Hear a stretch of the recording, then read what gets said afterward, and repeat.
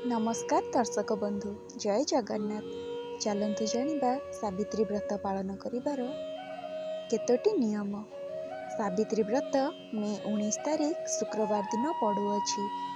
एही दिन माँ लक्ष्मी को पूजा कराए एवं यह सहित लक्ष्मी नारायण जुगल मूर्ति को पूजा करने उचित। एही दिन माँ लक्ष्मी को शाढ़ी, चूड़ी, सिंदूर, अलता एपरी 16 श्रृंगार दे पूजा कले स्वामी दीर्घायु होइथाए।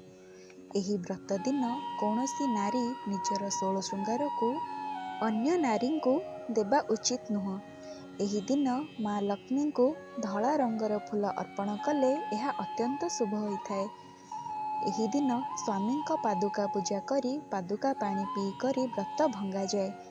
एही दिन नारी माने निजको नुआ बहु परी साजसज्जा करिबा उचित। एही दिन घरे पाटितुंड करंतु नहीं और छोट पिला को गाली गुलज करिबे नहीं किंबा माड़ मारिबे नहीं।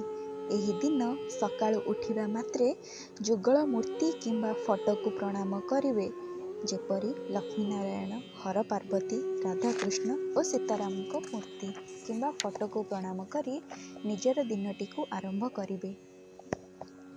एही दिन व्रत रखिले स्वामी आयु वृद्धि होइथाए एवं परस्पर संपर्क मध्यरे मधुरता आसीथाए। एही दिन कला रंगर साड़ी किंबा कला रंग थिबा कौनसी वस्तु व्यवहार करिवे नहीं, यह अशुभ होइथाए। लाल रंगर साड़ी अत्यंत शुभ होइथाए।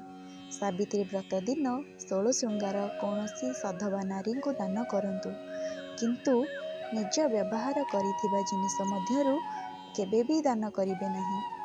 सावित्री व्रत समापन करी गुरुजनक पाद छुई तांकठारु आशीर्वाद भिक्षा कले ताहा अत्यंत शुभ होइथाए। एही दिन अमावास्या पड़ुथिबारु पितृलोकंक नामरे छंचा ब्राह्मण को दान देले पितृलोक संतुष्ट होइथांती ओ यह अत्यंत शुभ होइथाए। एही दिन फाटी जाइथिबा चूड़ी, चिरा फटा लुगा पिंधिबे नहीं। एही व्रत को संपूर्ण निष्ठा और भक्ति द्वारा करिबा उचित। कौनसी भी व्रत बाध्यबाधकतार करिबा द्वारा सुफल मिली न थाए। एही दिन सूर्य उदय हेबा आगरू उठी सबु कार्य करिबा उचित। एही दिन कौनसी आमिष, निशा किंबा मादक द्रव्य घर को आसीबा उचित नुह, भक्षण करिबा उचित नुह।